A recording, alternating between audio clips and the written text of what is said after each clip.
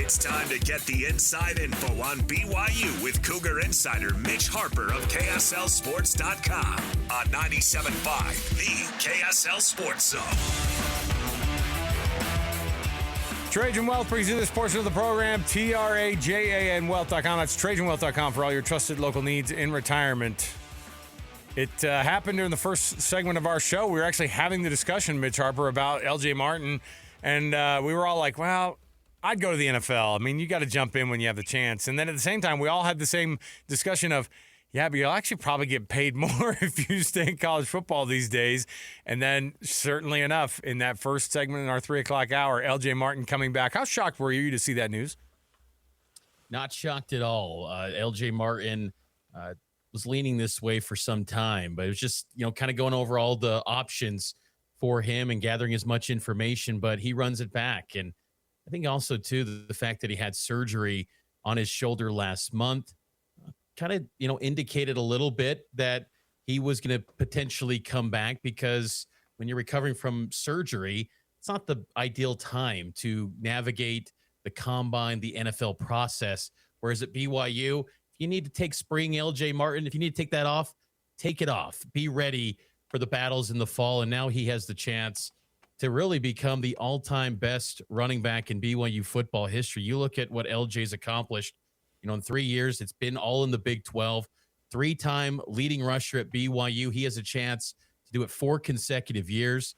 It's about 1,350 yards away from being the all-time leading rusher. This year, he had more than 1,300 yards. So LJ could put himself as the greatest to ever do it at BYU. And when you factor in strength of schedule, doing it in the Big 12, and what's going to be expected of this team trying to get to the playoff, massive return for BYU, and getting LJ Martin the Big 12 Offensive Player of the Year.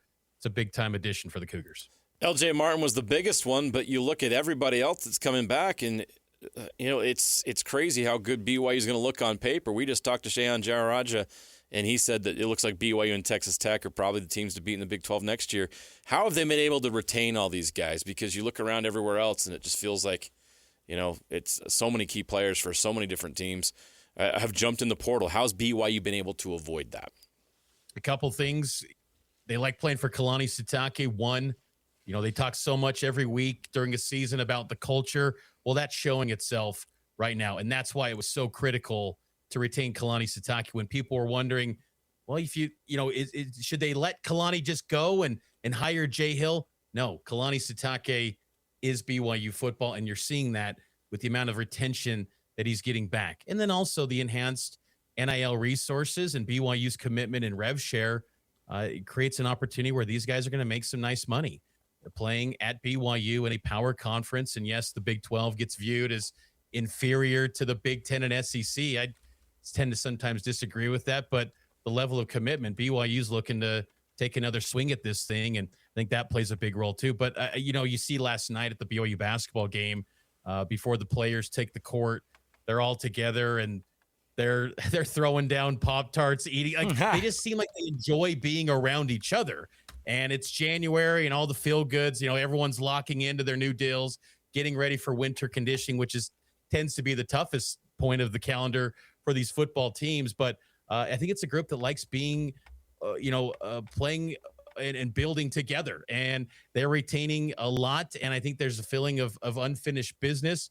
How the season ended in Arlington with Texas Tech. Yes, they got that Pop-Tarts Bowl win, but not getting the ultimate prize of the playoff and the Big 12 title. I think there's a lot of motivation for these guys to run it back as well from that standpoint. Not a shock that Kelly Poppinga gets elevated. That's a guy who understands and has worked with Kalani, and he's got that defensive background of not just knowing this system, but also as a guy who grew up in that Bronco Mendenhall, those great defenses. That was one of his mentors. He also coached with him at UVA. So that move to be able to bring K-Pop in to elevate him to the DC. Sione Puha gets elevated to that associate head coach position. Demario Warren gets hired. Where does that defense sit right now as the coaching changes and the coaching world with Jay Hill leaving being such a huge blow? Where does it sit right now? Where do you think BYU's defense could be next year? Well, I think it's a solid hire. And, I think that with having Kelly Poppinga their first-time defensive coordinator. He's been a co-DC at Virginia, but I think what's nice about this hire is that there's guys like Gary Anderson as a senior analyst. You've got Sione Buha. You got Kalani Sitake, who's got a background as a defensive coordinator. So and also Kelly Poppinga has been doing this now for almost 2 decades. He's been a coach in college football since 2009. So I think if there was ever a time to just promote someone from within, this is probably the spot. But as we just talked about, with all the guys that are being retained, including a Falatau Satawala, which was almost as big of a retention piece as LJ Martin, when you consider it looked like on the surface, Jay Hill recruit, and he announces that day when Jay Hill's made official to Michigan, he's running it back at BYU. But so with higher expectations, you can't just, go back to being a middle of the road defense. You got to take it to a higher level. So it's a tricky spot for Kelly Poppinga, but I think he's embracing it. And with the resources and the personnel he's inheriting that are coming back, it's a good spot for him. And I think it's also a good spot for Sione Buha to get elevated as associate head coach. And Demario Warren, I think he's got a lot of a similar track record as General Guilford, and he makes a lot of sense. Strong ties to the state of Utah and California, because losing General Guilford, he was an ace in Southern California. You want to maintain that.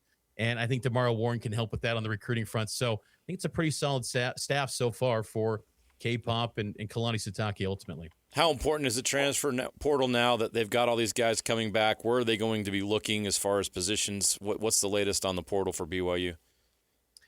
The portal is going to be, so far, it's been slow moving for BYU. They got an addition in Kyler Casper from the University of Oregon. He's been part of the Oregon program for 4 years and really hasn't played because he's dealt with multiple injuries, had back-to-back years with foot injuries this past 2 seasons in Eugene, but a big bodied, kind of compare him a little bit to like a Nick Kurtz early on in the Kalani Sitake tenure, 6'6", 215 pounds. I don't know if you say he steps on campus and becomes a starter right away, but I think, he brings competition. If he's healthy, he's a former top 150 recruit when he signed with Oregon back in the class of 2022. I look at the linebacker position, like who becomes the next Jack Kelly. You got Isaiah Glasker coming back. You've got Sialia Sarah back. You get Che Bryant Strother back as well. Very underrated guy. He was someone that was pushing Sialia Sarah last year for that inside linebacker spot in fall camp before he goes down with a season-ending injury. He's going to run it back next season as well. But I think they need someone else at that linebacker position.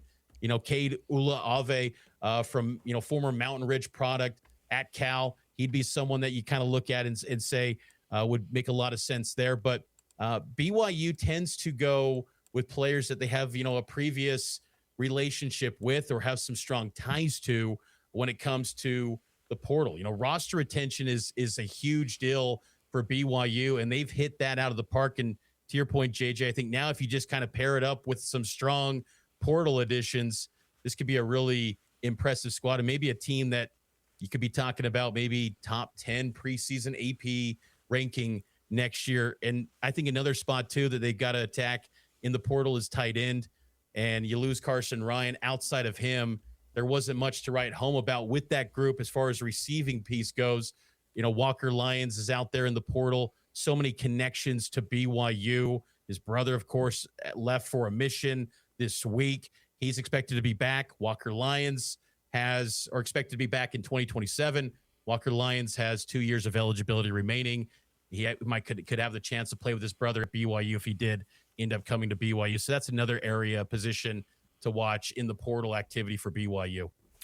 Bear Bachmeier, of course, also in that conversation of people who are sticking around, and he's a guy that everybody is tickled to be able to have for a long-term situation. But how complicated is the quarterback room next year, and how complicated does it get over the next 2 or 3 seasons? Obviously, the Ryder Lyons situation and whatever it might be, you wonder what guys you're going to be able to get in. You have guys transferring out of that quarterback room. What's it going to look like next year? You've got 3 guys next season. You got Bear atop that depth chart, obviously. And, Trayson Bourget has kind of been almost like a journeyman, you could say, once a Western Michigan starter, been part of the BYU program the past 2 years. He's not in the portal as of now, so you would think that he's going to be someone that maybe closes out his college career as a senior next year, potentially at BYU. And then you bring in Enoch Watson, who was part of bowl practices, former American Leadership Academy prospect down in Arizona, coached by Ty Detmer and Max Hall.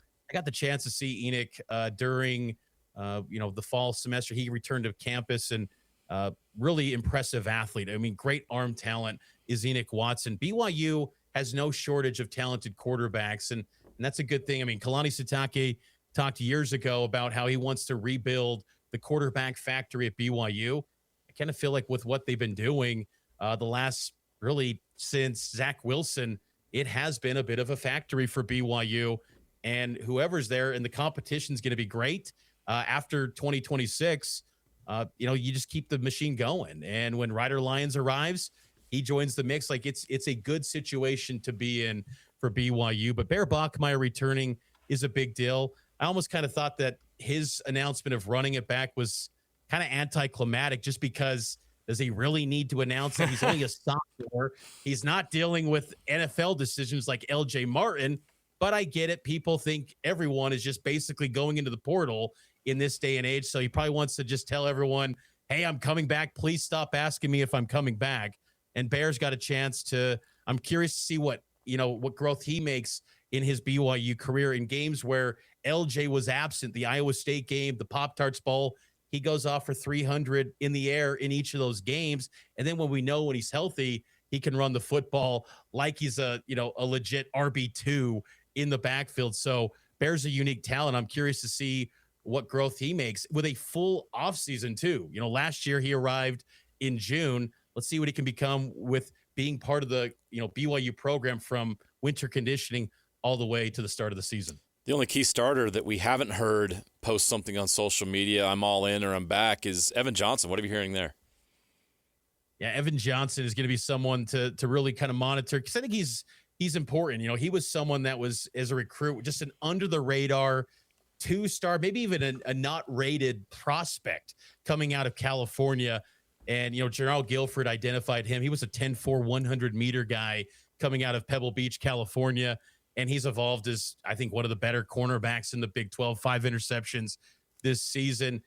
It would make a lot of sense if, General Guilford wanted him at Michigan for Johnson to go. I saw today that, BYU TV was reporting that Kelly Poppinga told them today that he's expecting Evan Johnson to be back. So we'll see, though. I mean, because there's still 8 days in this portal window.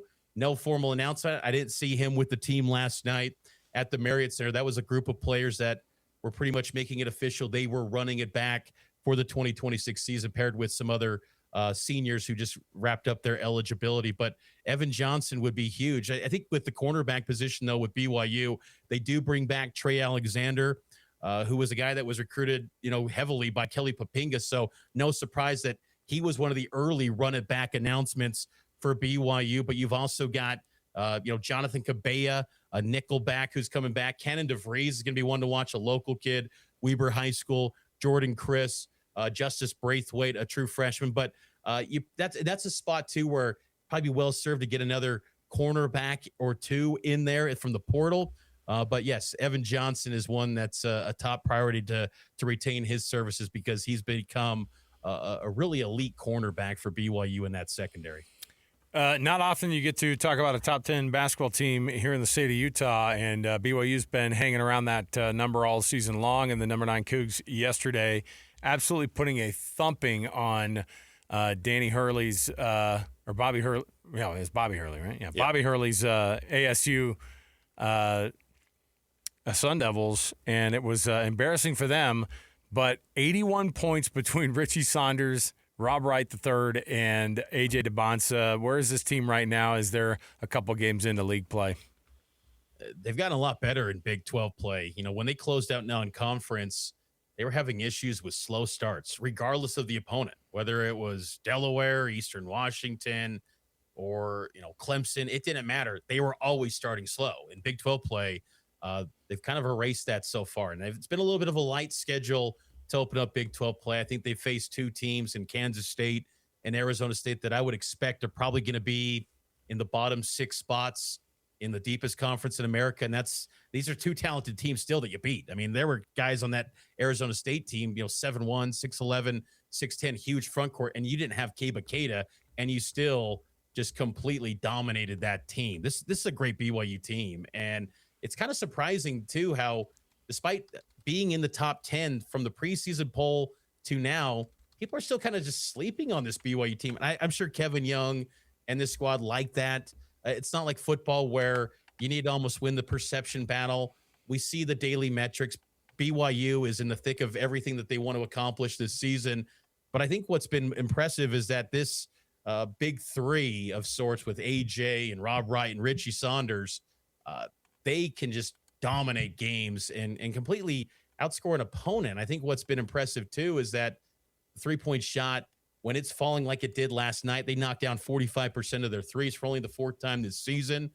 When they are hitting shots like that at a high clip, they are almost going to be unstoppable, even in this conference, which is outstanding. So this is a really good team. And I think BYU is underrated defensively as well, with the addition of Bidu Ahmed from the G League ranks. It's a good squad. And I just think they're only getting better as the season goes along. Whereas, and it's just going to be fun to watch, see how this develops in the toughest league in America. Yeah, they have a big three that would rival any in the country. And my question about BYU is, do they have enough depth to finally break through and get to that Final Four? How is that developing right now?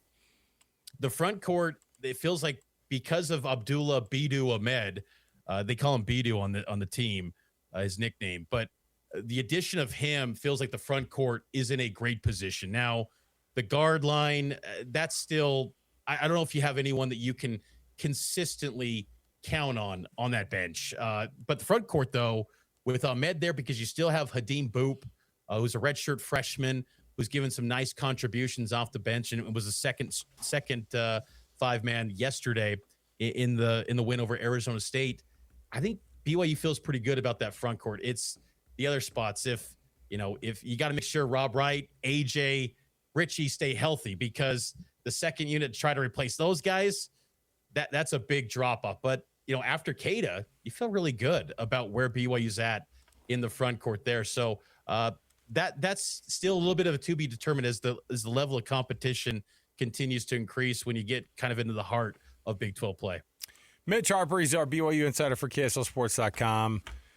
Mitch, quick prediction on this Ole Miss Miami game, the semifinal that's playing on a Thursday. Of course, they don't want to get in the way of the NFL on the weekend because we know who's king. But this is kind of a fun one between two teams we didn't think would be here.